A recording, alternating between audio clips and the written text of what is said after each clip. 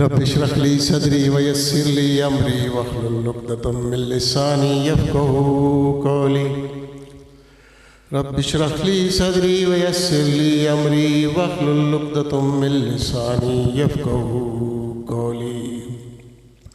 الحمد لله وكفى وسلام على عباده الذين اصطفى.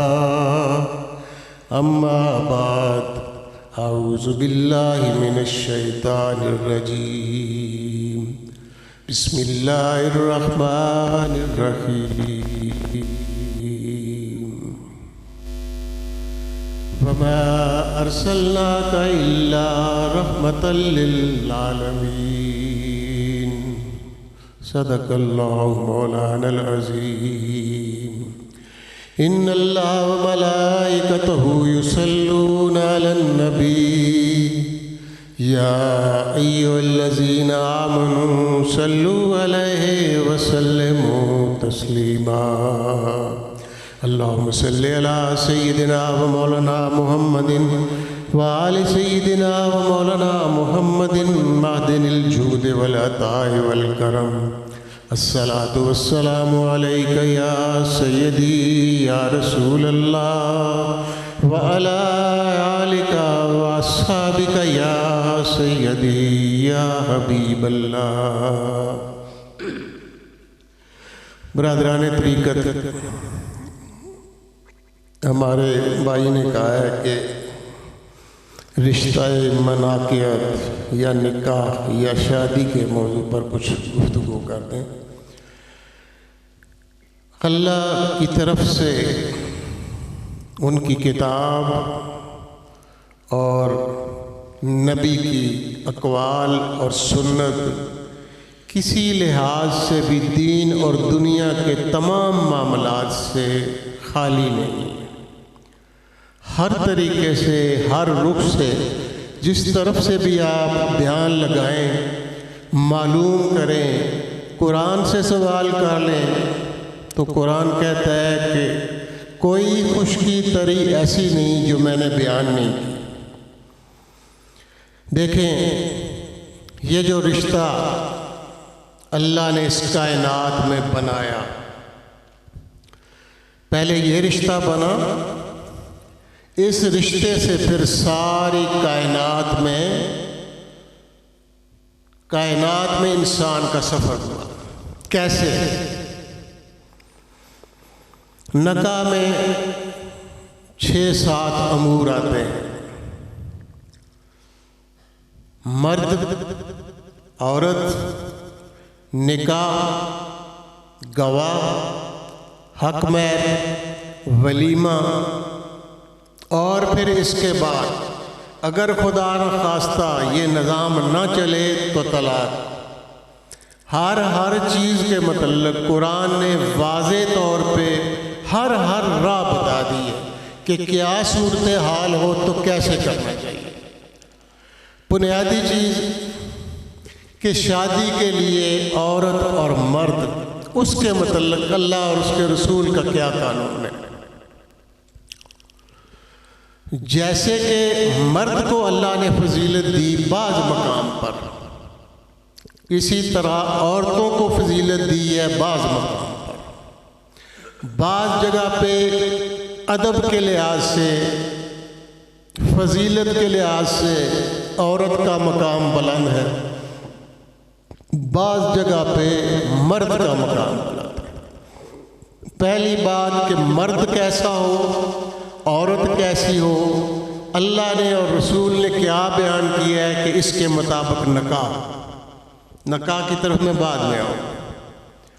معیار یہ ہے کہ تقویٰ، چاہے مرد ہو، جنس کوئی بھی ہو، عورت ہو مرد ہو، تقویٰ لازمی ہونا چاہیے. تقوی کے بعد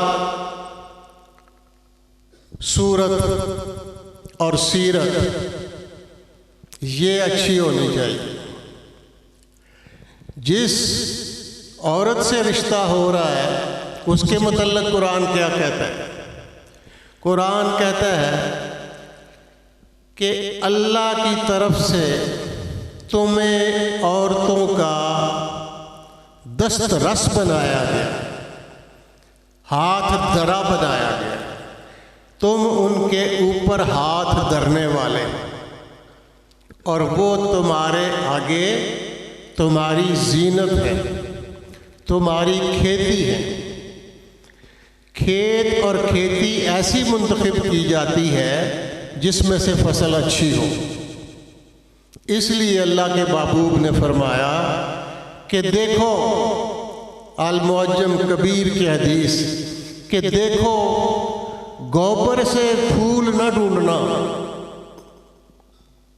گوبر سے پھول نہ ڈھونڈنا، یعنی ایسی عورت ڈھونڈنا جس کی اصلاح اس کے اچھے ماں باپ کر چکے، تاکہ اس عورت سے ایک خاندان سے ایک قبیلہ، ایک نسل چلنی ہے، تو جو بھی تم رشتہ کرو دیکھ بھال کے کرو۔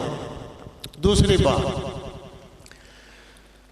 اللہ کی طرف سے حکم ہے کہ عورت اور مرد وہ ہونے چاہیے جو نسل پیدا کرنے والے ہوں، حسب والے ہوں، خاندان والے ہوں، کیونکہ حسب، نسب اور سسرال، سسرال کو قرآن نے کہا سہارا، سین ہے اور رے، سہارا، یہ رب نے پیدا کیا۔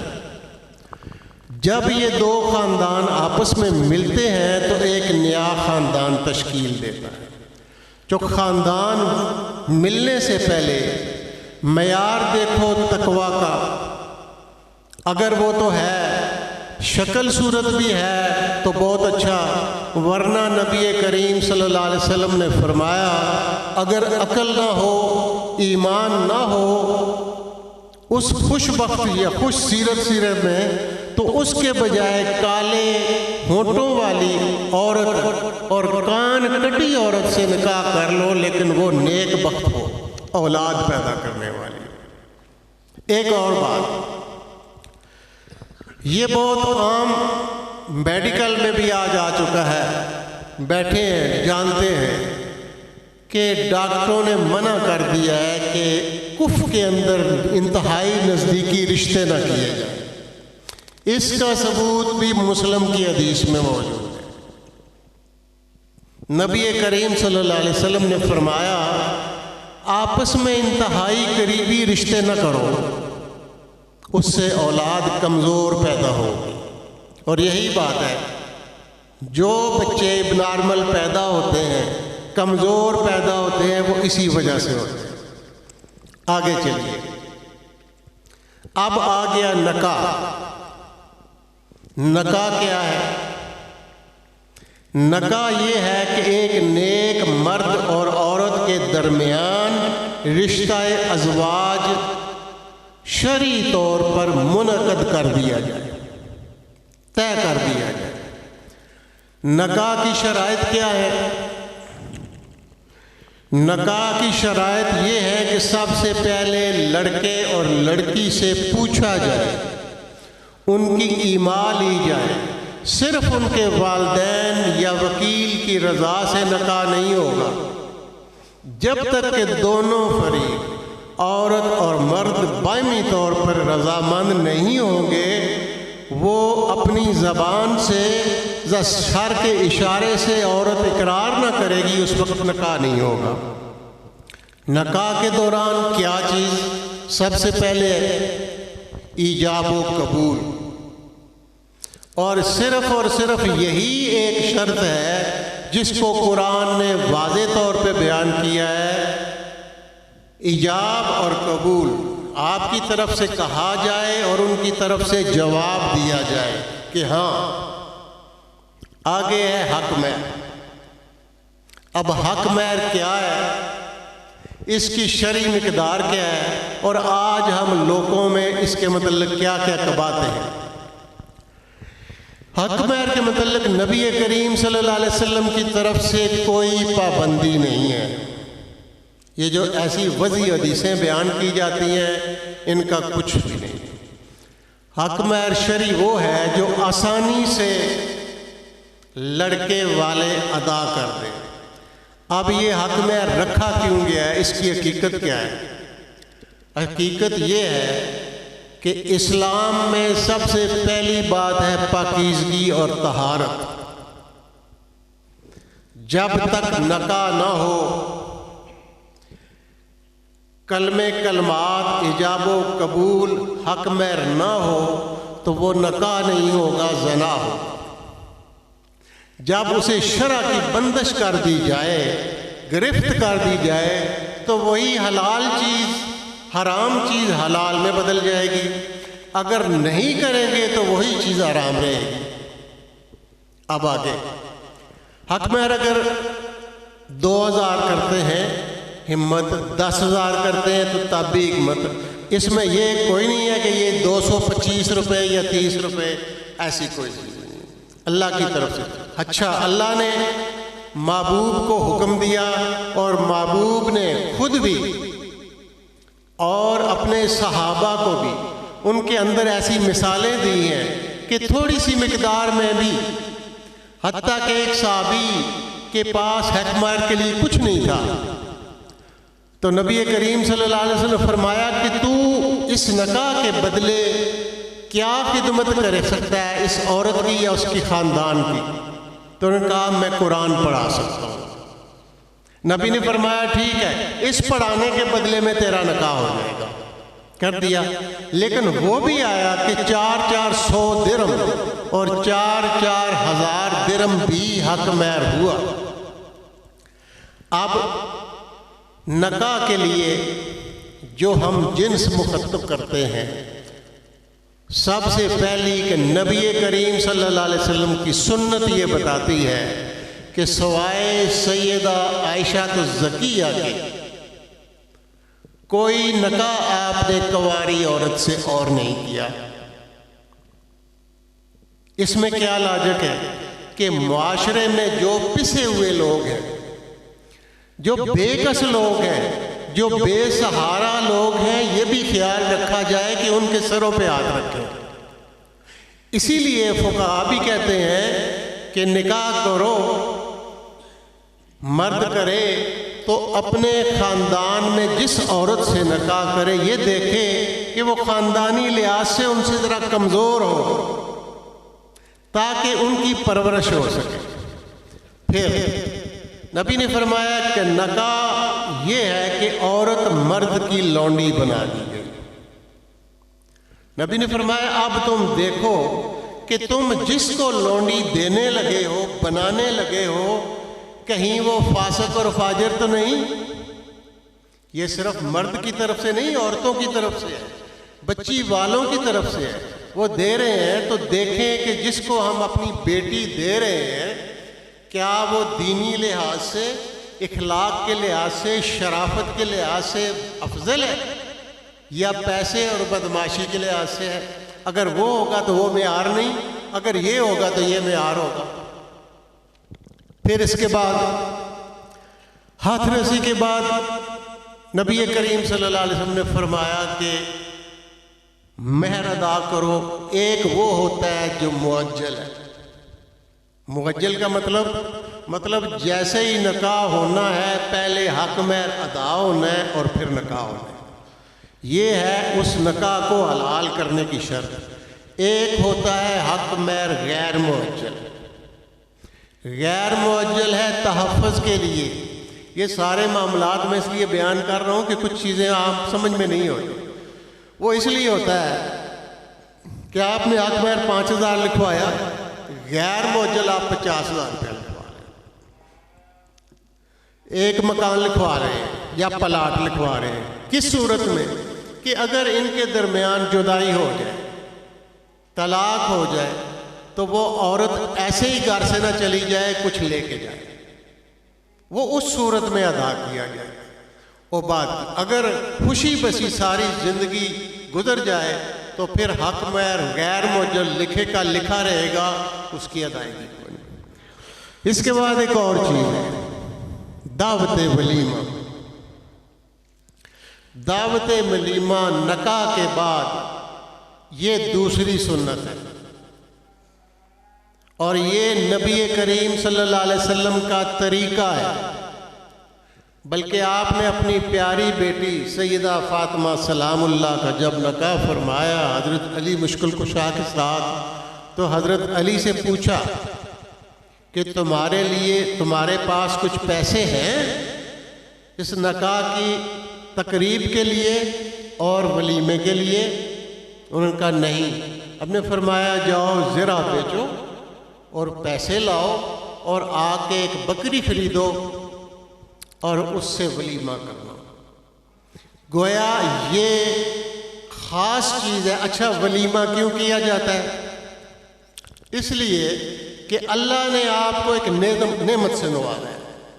آپ کا نکاح ہوا، شادی ہوئی، یہ ایک نیا خاندان بسنے جا رہا ہے، اس کی خوشی میں لوگوں کو اکٹھا کرنا، دوستوں کو اکٹھا کرنا، ان سے دعائے خیر لینی، مبارک لینی، یہ نبی کی بات کی سنت ہے۔ اس کے اندر ایک اور بات جو سب سے اہم ہے، جہیز۔ جہیز کی لعنت کہیں سے بھی ثابت نہیں ہے شریعت کے اندر۔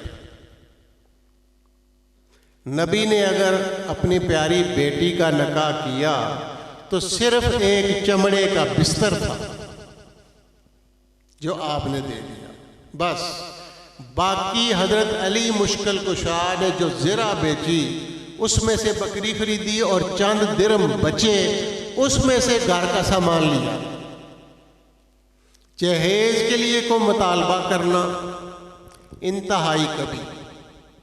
کوشش یہ ہونی چاہیے، اسلامی معاشرے کا یہ حصہ ہے، کوشش یہ ہو کہ اچھے اخلاق کی عورت اس کے ساتھ نکاح کیا جائے اور پھر اس کو گھر کی زینت سمجھ کے اور سب کچھ اسی کو سمجھ کے اس کے ساتھ اچھی زندگی بسر کی جائے۔ اس کے علاوہ اور کوئی مقصد نہیں۔ ایک اور بات، عورت اور مرد کے اندر عقل کے لحاظ سے بہت سارا فرق ہے۔ عورتوں کے متعلق نبی کریم صلی اللہ علیہ وسلم نے بھی فرما دیا، قرآن بھی ہے کہ یہ ناقصات العقل ہے۔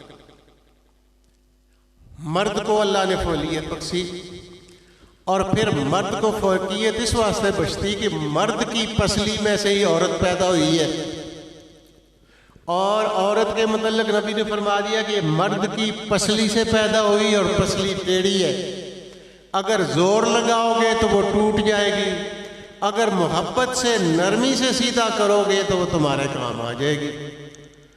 سزا دینا ممانعت، نبی نے فرمایا کہ عورتوں کو ہاتھ سے جسمانی سزا نہ دو۔ اچھا ان کی سزا کیا ہے جی؟ وہ اللہ کے محبوب نے فرما دیا کہ اگر یہ تمہارے کہنے سے ہٹ جائے، شریعت سے ہٹ جائے، غیر شرعی افعال کرے، تو آخر وقت جب تنگ آ جاؤ تو یہ ان کو سزا دو کہ ان سے بستر الگ کر لو۔ یہ آخری چیز ہے، لیکن کہیں مار پیٹ کا حکم نہیں۔ پھر عقل کے لحاظ سے مرد کو فوقیت، عورت کو کم فوقیت، لیکن حضرت عمر فاروق رضی اللہ تعالیٰ عنہ نے یہاں ایک عجیب قول لکھ دیا ہے، وہ آپ کے سننے کے قابل ہے۔ حضرت عمر فاروق فرماتے ہیں کہ ہے عورتوں تم ہو تو ناقص العقل، لیکن کیسی ناقص العقل ہو جو بڑے بڑے عقل والوں کو قابو کر لیتی ہو، یہ ان میں وصف ہے۔ اسی لیے قرآن نے ایک جملہ فرمایا ہے شیطان کی قید کے متعلق اور عورتوں کی قید کے متعلق۔